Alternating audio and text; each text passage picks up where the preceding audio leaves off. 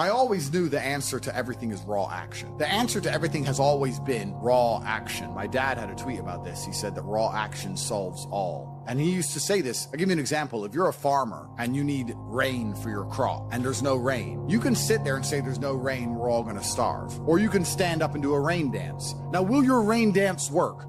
Perhaps not. Perhaps the rain won't come. But I would argue that you're better off standing up doing that rain dance than just sitting there waiting to die. You have to do something. Raw action solves. So when I was broke, I was never like, I'm poor, what do I do? It was, I'm poor, I have to do something. If I was broke, I'd go for a run. That's why I was such a great fighter. If I was broke, I'd sit there and go, I'm actually poor. How do I make money? Don't know. Where can I get some cash? Don't know. What work can I do? Don't know. I'll just go for a run then. And I just go for a 3-mile run. You just have to say, well, I have to do something. I can't just sit still and die. A lot of people are happy to just sit still and die or can go to sleep and take a nap. Well, if that's what you want to do, then you can stay a loser. That's fine. I'm glad there are losers, because if everyone had Lamborghinis, my Lamborghini wouldn't be fun to show off. I need you to look at it and feel the deep pain in your heart of regret and failure. That's the whole point of it. I need to drive my Bugatti and everyone be looking at it going, I'll never have one of those. And I can get all their energy and feel it all, and it makes me happy. Fantastic. So you can sit at home and do nothing. But when I was poor, I had to go for a run. I couldn't sit still or lift weights or do something. I couldn't even sleep. So raw action solves everything. And I understood that at a young age. But as you get older, you get to look back and you get to put your whole story together, the whole tapestry together. I knew I wouldn't stay poor. Did I ever think I'd get this rich? Well, I never said I wouldn't, but did I ever think it would probably happen at this level? No. But it's amazing how the compounding interest of just endless raw action adds up. I've never had a lazy day. I've never skipped work, never missed an email, never had a day off, ever. You name if you were to go through the last 3 years of my life, you will see that there's never been a day where I wasn't doing what I was supposed to do. And it all just adds up, and then monumental success comes and you get to laugh at everybody else, ha ha ha, and life's great. Well, I think that initially fighting is always the best thing you can ever do. Especially it's the best way to spend your 20s because you heal superhumanly. You heal like Wolverine. And I can't think of a better use of that superhuman healing ability besides fighting. And it's going to teach you everything you need to know about personal accountability and hard work and overcoming fear and dedication and discipline. There's so many lessons to be found inside of fighting. And plus, it's the most respected sport on the planet. And I think that you'll learn more about yourself and more about life and more about the realities of how the world works if you're a fighter. So I think that's what's so fantastic about it. All of my wisdom and all the things I say doesn't come from books. It comes from life experience. And a lot of my life experience is the brutal realities of violence. So people say, oh, Andrew's so smart, Andrew's so wise, Andrew knows so many things. I've learned all of that simply through fighting. And if you're a warrior in life, the arena may change, but the battle never ends. It's just never ending. And you have to get used to fighting. You have to get used to being under pressure and under stress all the time and being the kind of person who can perform and smile anyway. And I'm glad I spent my 20s training because I can't think of something else. I find it amazing that, like, I speak to people my age and I say, in my 20s, I spent maybe, I don't know, let's say 3 hours a day. What's a decade of 3 hours a day? Let's say 10,000 hours. I spent 10,000 hours in the gym training. You're the same age as me. What did you do with those 10,000 hours? And they can't even tell me what they did. What did you do? Watch TV, go out, go pub, sit around, sleep, nap, chase women. What did you actually do? We had the same amount of waking hours and the same amount of minutes. I know where 10,000 hours of my minutes went, and that's why I'm the champ. That's why I have 4 title belts above my bed. That's how I spent my 10,000 hours. Tell me what you did with your 10,000 hours, which is equal to, comparable to, or superior than how I spent my time. And they can't even name what they did with any of their time. They're like, don't know. So if you're 16, you need to be using every single waking minute towards things you're going to remember. You're going to remember training. You're going to remember working hard. You're going to remember trying to make money. You're spending your life and wasting your time doing things you're not even going to be able to recollect in a few years. You're going to wonder why you fall behind the people who don't waste time. Time is the ultimate currency. Time is money. Time is also strength and power and networks, connection. Time is everything. You can convert it. It's like malleable. Time is like Play-Doh. Yeah. You can turn it into anything. You can turn it into muscles if you go to the gym. Turn it into fighting prowess if you go to the fight gym. But people have all this time and they just mush around with it. And then they're like, don't know why I'm failing. I wish I was successful. When you're living that type of life and you end up searching for meaning, you end up down the path of hedonism because the meaning is I want to have as much fun as possible. But fun in and of itself, I was talking to another girl and I was saying to her that fun, she was saying to me, you know what, Andrew, all you do is work. You never really have fun. And I said, fun is haram. She goes, is fun really haram? I'm like, no, it's not. But please understand what I'm trying to say here. What I'm trying to say is when you look at what most people do for fun, Look, what fun is clubs, drinking, running around, laughing like a kid, all this. All the bad things in life, the negative haramities can be attained through this obsession with fun. If you find a man who's obsessed with work, I have things I need to do, and I feel satisfied inside when I do them. I have duty and I have work, and I have obligations to fill and objectives to meet. I feel happy when they are done. That is my fun. My fun is clearing my emails, making $2 million in the day, buying another investment property I don't need, going to bed, training hard, eating right. That's my fun. Call me boring. That's what I enjoy. When you were talking about that lifestyle and what you end up searching for in that hedonism, you just end up searching for excesses, right? To have more fun, you want to get more drunk, go to more clubs, and it's just a black hole. It never ends, and you end up destroying yourself. Yep. We need discipline. We need purpose. We need to have parameters set for us. And truthfully, as a person, you're happier that way. That's why I quit drinking. People think I quit drinking because I reverted to Islam. That's not why. I actually quit drinking 2 months before that. I was extremely effective on alcohol. I would drink 4 or 5 times a week because I'm extremely rich and I have a very good life and I'm in my mansion and I'm drinking. I was still world famous. I was still making millions of dollars. I was still in fantastic physical condition. All the videos you watched me from a year and a half ago, I still look like a bodybuilder. I still outperformed everybody. I didn't have a drink problem. I could easily quit. In fact, I didn't even want to drink most of the time. It's just a party going on. I was still monumentally successful on alcohol and I could continue to drink alcohol for the rest of my life. But I stopped because I thought, will I enjoy having less fun? Will it be fun to have less fun? Okay, that's all fun. But would it be fun to have less fun? And I said, maybe instead of spending all of our money doing this stuff, we should spend all of our money getting very regimented. We should have loads of members of staff, and we should be up at exactly 7:46, and we should have a coffee ready and hot at 7:47, and at 8:01 we should go into the gym, and we should finish at 8:27, and we should have all of it. We should have everything regimented, and we should produce more content than ever before, and become richer than ever before, but just remove the fun and have fun in not having fun and just being monumentally competent and effective. Okay, well, I'll try it. Let me try for 6 months to give up all fun and just be boring. And then I learned some very interesting things during that time. Firstly, I learned that the whole idea of drinking for being social is now gone. I think we're at the age where if you were 21 and you didn't drink, you didn't have a life. There's no reason to drink for socializing because everything's online anyway. You meet everybody on apps. Nobody cares about drinking anymore. That's the first thing I learned. The second thing I learned is that being exceptionally regimented is fun. I truly enjoy it. I enjoy it just as much as I enjoyed because what would happen before is I'd do all my work and I'd train hard and I was always an effective person. I was still 1,000 times more effective than the average man. And then I would take 6 or 7 hours and drink and smoke and have fun and enjoy the fruits of my labor. I became extremely rich. Why not get on a private jet and have fun? But now, instead of spending those 6 hours having fun, I spend those 6 hours continuing to work. And I enjoy it just as much.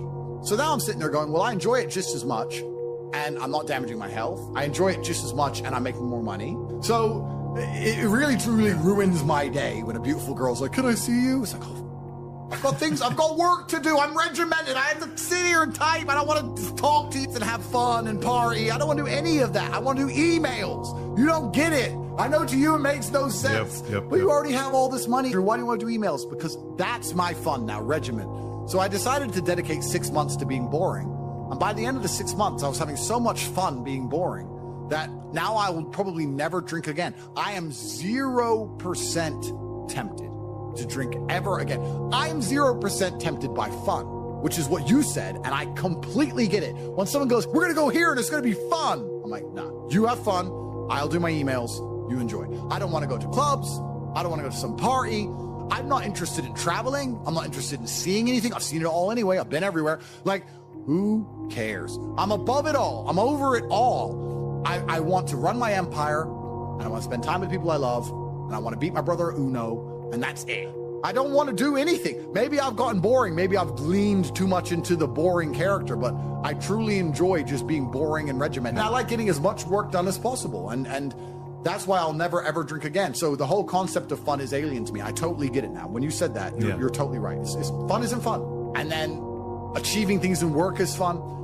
The only thing I guess I can say I do for fun is driving fast cars. But then I need to make $800,000 to buy a Ferrari. So it's still work involved, there's still work involved. But I really believe God's given me one of the best lives, and I can't complain about anything bad that's happened. It's all been fantastic. I'm truly thankful for all. I think if a couple bad things happen to you, you should be intelligent enough to realize that eventually you're going to get over it and you're going to learn an important lesson. It's going to change you in the correct direction. And Allah is the best of planners, and he knows what you need to learn. I think that as humans, especially as men, we only learn the hard way anyway. There's two ways to learn a lesson, the hard way and the hardest way. There's no easy way to learn a lesson. You have to learn the hard way. So God gives us lessons via difficulty. He thinks you need to learn this about yourself or this about other people. So I'm going to give you a difficult time so you can learn your lesson. Because if I told you, if I just said, hey, Andrew, this is how the world works, you go, yeah. But when I show you, when you feel it, my fight coach used to say, you have to feel it to believe it. That's why if he was teaching low kicks, he'd kick your leg off. Because you don't believe in the power of a low kick. You don't believe a low kick can be so devastating unless you've felt it. You have to feel it to believe it. So God will give you a difficult time so you learn your lessons. And the lessons are very important for you to be the person who you need to be in this life. He's the best of planners. And I'm thankful for all the lessons he's given me. He's bestowed knowledge upon me. How could I not be grateful to God for making me so intelligent and wise and the ability to look into things so deeply and come up to the right decision and basically predict the future perfectly? You have to have difficulty happening to you all the time. So when you sit and say, I want an easy life, what you're saying is you're a dummy and you want to be a dummy. You want to stay a dummy. I want an easy life and I don't want anything bad to happen to me because even though it will teach me lessons, I'm too big of I can't handle the emotional pain. I can't handle the stress. I don't want to be a dummy. I want to be smart. If I want to be smart, then hurt me. I just know that I become a more formidable, more competitive version of myself after every single bad thing that's ever happened to me. It's one less thing to fear. It's one less thing to be worried about. I've done it before. Because it's also very interesting because you talk about wisdom, you use the word wisdom, and I appreciate the compliment. I don't read books. I never read a book because I don't have time. All of the wisdom I have, all of this knowledge I speak, all of these things I say have been learned through basically difficulty of life, through professional fighting and being poor and all bad things happening to me and struggle. All of my lessons have been bad things, bad events, bad scenarios, bad situations, pain, suffering, anger, resentment. All of these horrible emotions are how I've learned everything.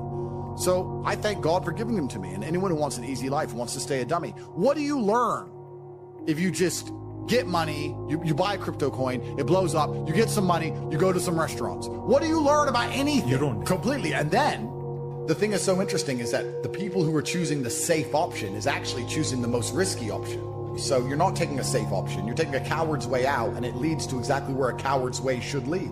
Cowards in the end do not get to enjoy the shade of the olive tree, because unless you fought in the arena, unless you've been a gladiator, you never get the peace of mind and peace of heart, which is afforded from bravery. So if you choose the safe choices in life, thinking, oh, I'm going to take the safe route, you don't end up anywhere safe. The safe option doesn't work anymore. You need to take risks. You need to try and start your own business. You need to go all in on things. You need to go wild. You need to be a man who's not afraid to stand up and think, fuck it, it's all on my back and I'm going to find a way to pull this off. Because any other way, any other option in the world today only leads to a bad scenario. Yeah. The safest thing you can do are the riskiest things. That's the now scenario we're in. Every single gamble I've taken, which was seen as risky, all paid off for me because I dedicated myself completely. So how do you find happiness? Happiness is in struggle. The struggle and the size of the struggle you're facing, along with how important it is and how important you feel it is deep in your heart, is directly correlated to how successful and how happy you're going to feel all of the time. Struggle is extremely important for a man, and you should be looking to inject struggle into your life permanently. We talked about this in the past emergency meeting, because if you're injecting struggle and that struggle solving those problems lead to a positive place, once you become addicted to it, you're going to become a machine of monumental achievement. There are some very simple basic things you can do: weight training, chess, having debates, trying your very best to take care of your mother, retire her, make sure that your people who you love are taken care of. You need goals and resistance and something to fight against to live well, because the distance between pain and joy is what we experience. If you only have joy all of the time and no pain, you are not going to be happy. You don't need drugs. You don't need alcohol. You don't need parties or festivals. You don't need fun. Fun is the vector from which Satan operates. Every time you look at something which is fun, It's all just hedonistic. There's no money to be made. You don't retire your mother. You don't help the world. You don't give to charity. You don't become stronger. You don't become wiser. You don't learn anything. Next time you think of what is fun, and someone goes, guys, come, it'll be fun. Sit there, go, wait. Will it? Experiences are unique. Jail was a unique experience. Bunch of fun. Unique. Life's not about fun as a man. Life is about doing the right thing because it must be done. Now, there are some things that are fun which can be earned. And there are some things which are fun that you could do which perhaps involve skill. Driving a supercar around a racetrack is fun. It involves skill. You have to be good at what you do. Cool. But a lot of this fun that is easily accessible to everyone, because not everybody can get a Ferrari on a closed racetrack. I can. You can't because you're poor. You do not need fun until you've already reached the highest possible echelon. So this whole idea that you need fun in your life, you don't. What you need is purpose. You need discipline. You need hard work. You need things to do which are going to benefit you and the others around you. You need duty. You need obligations. And you need performance metrics. You need people around you who are going to hold you accountable. You don't need to be waking up thinking about fun. You're nobodies. You're not important. Nobody knows who you are. You're not physically strong. You're not financially wealthy. You have bigger concerns. You're obsessed with this idea of fun. Hey, what are we going to do this weekend? We need to have some fun. Do you? Do you need fun? Do you deserve it? Really? Have you actually gone out there in the universe and made a mark large enough that you're allowed some time off to have some fun? You don't deserve any fun. You don't need any fun. You have work to do. Your obsession with fun is holding you back. These things you think are fun aren't fun. Checking your bank balance in your house, not going out, you're not in a club, and seeing $20 million liquid is very fun. That's right. Much more fun than anything you could possibly ever do. So, although it wasn't fun to sit around and accumulate that kind of wealth, it's the funnest thing in the universe, in a way. For a man, your contentment will come from your purpose, and it will come from your competence, and it will come from succeeding objectives. It will come from completing difficult things that other people cannot complete. It will never come from the easily accessible hedonism, which you have confused for fun. If everybody can do it, you shouldn't want to do it. If everybody can go to that concert, you shouldn't want to go. If everybody can go to that club, you shouldn't want to go. You should only want to do things others can't do. The only fun I have is doing things I know you're not allowed to do. Putting my Bugatti on an A380 and flying it around the world to a racetrack which I've rented out for only me and only my friends to race around cars. You can't do that. I can. That is fun. But if you say to me, Andrew, come to this party, and I say, well, who's there? Everyone. Oh, everyone's there. Does that mean I need to go, right? It's the event of the century. Ooh, everyone's there. If everyone's there, it's trash. So you need to sit there and go, all right, I'm being asked to do something fun. Who else can do this? And if the answer is everybody, stop. I clear my emails. I've trained hard that day. I've made a couple $1 million. I've spec'd a brand new car. I've checked on all the people I love, all the people I care about. I've donated some money to charity. My children are fed. Their mothers are taken care of. Everything is in order. Everything is in its proper place. That is fun. If you say to me, Andrew, skip a portion of that, skip a portion of that organization and professionalism so that we can go and do something that everyone else can do, my answer will be no. That does not sound fun to me. And the fact that you think that's fun shows that you have a severe mental deficiency. Stay away from it. You're only going to find actual fun through purpose. You're only going to find purpose through exceptionalism. So you need to become the best possible version of yourself in all realms. That's extremely important. The reason you are so unhappy is because you are trying to have fun.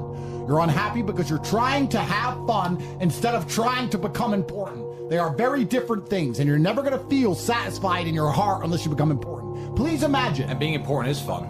Oh, it's absolutely fun. Please imagine, and I don't state this with arrogance, please imagine for a second you're the most Googled man on the planet. And you're a kickboxing world champion, and you have hundreds of millions of dollars, and you're built like a tank. Imagine how you feel when you look in the mirror. Nothing can match that, and nothing can beat that. As a man, you need to have struggle in your life. And I want you guys to actually sit and think, what struggle are you going through daily?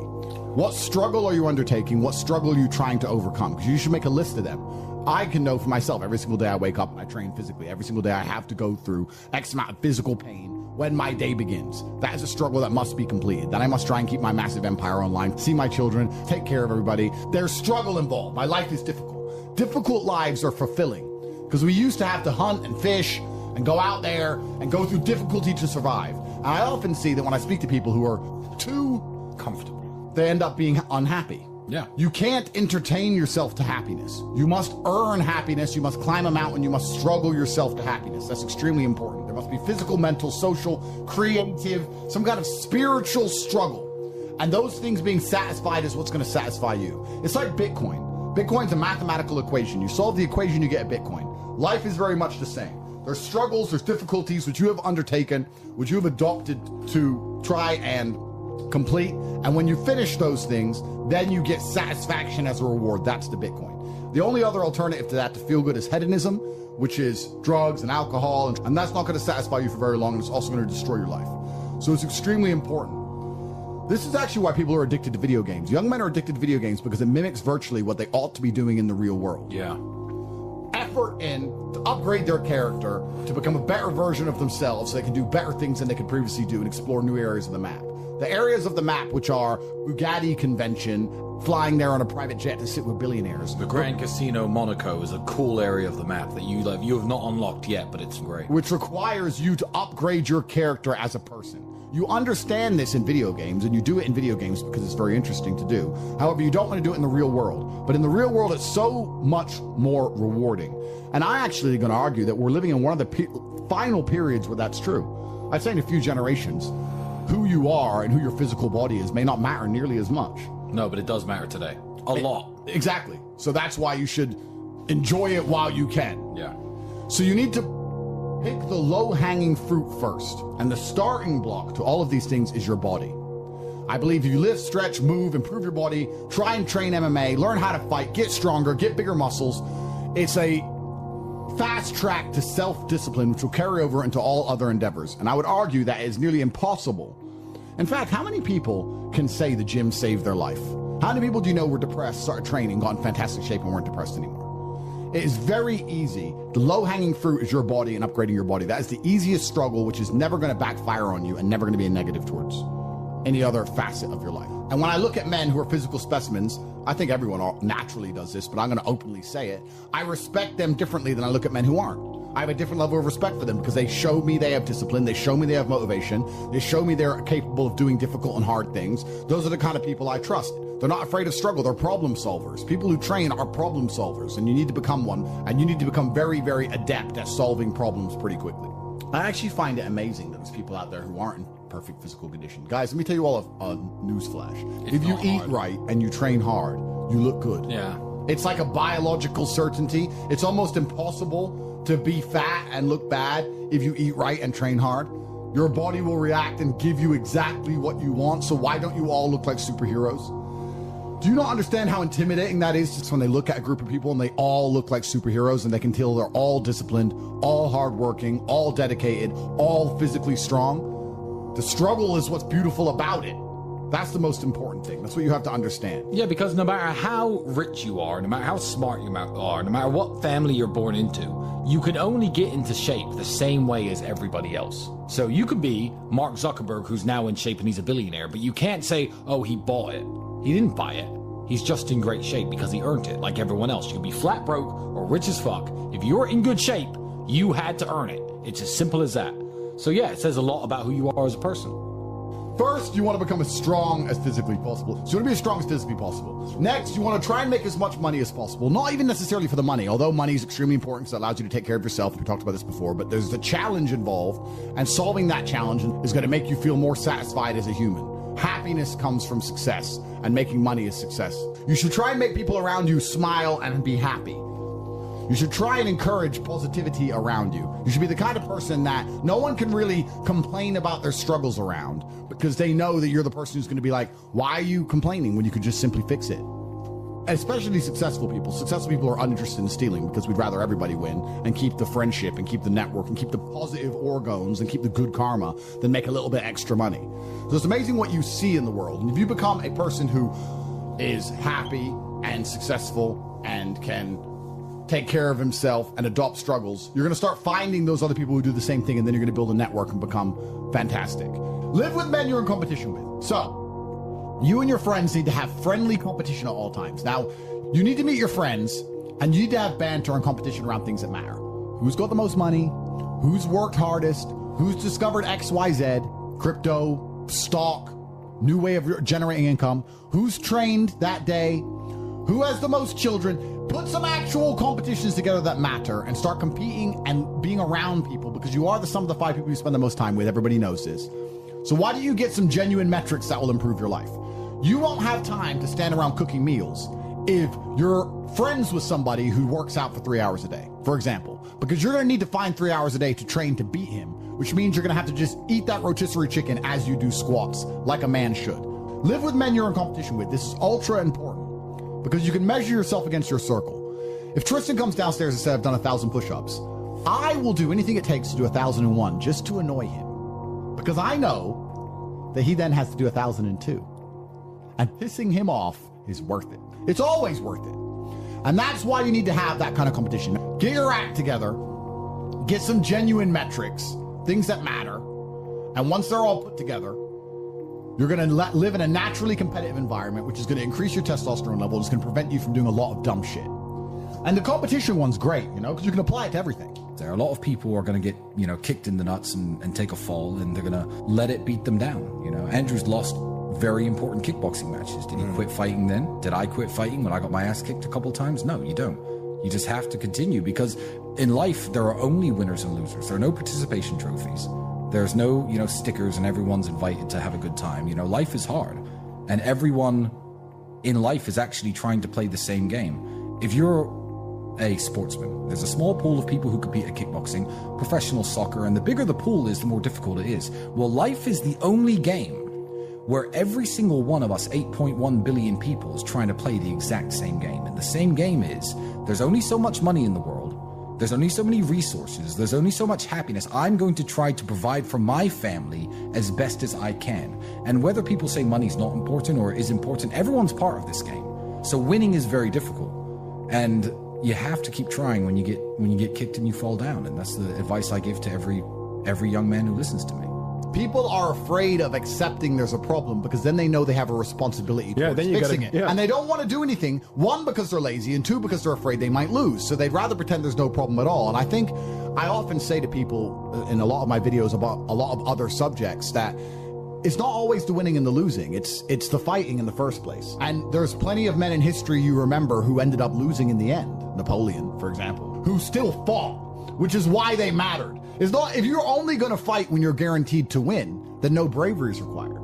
And you have to fight so that you can look back on your life and feel happy that you tried to do something when you knew it was going on before it was too late. Forget about the winning and losing for now. Focus on the fight. You must wait for the moment when the opponent's mind is scattered and strike without hesitation. If you do not overcome your tendency to give up so easily, your life will lead to nothing. Objectify your demons so you control them instead of them controlling you. Fear is a reaction. Courage is a decision. You have to train your mind to be stronger than your emotions, especially your impulses, or else you're going to lose yourself. You will only be found by the devil once you are lost, and he will lead you to hell. Most of the important things in the world have been accomplished by men who kept fighting when there seemed to be no hope at all. I think it's a good motto, perhaps, for life, for everyone who's watching this. I heard it during a boxing match, and I think it was between Evander Holyfield against some guy who's not nearly as well known. And Holyfield was losing, and then he starts swinging, hitting the guy. And the commentator said, "Suddenly the champion returns with initiative and vengeance." That's a good slogan for life. You should wake up, look in the mirror, and say, "Suddenly the champion returns with initiative and vengeance." That's a good way to start your day every single day. Yeah, it is. Initiative and vengeance to become the best possible version of yourself. It's very important, and this is the last piece of advice I want to give to people at home. A lot of people go through life with a very average attitude, and they wait for their one big break. But you have to build your big break. And you're going to do that with 1,000 tiny victories. If you're watching this, ask yourself a question. When's the last time you genuinely tested yourself? When's the last time you genuinely felt challenged? Win or lose, you can be a hero if you just fight. Win or lose, you can be a hero if you make the brave decision. There are so many men of history we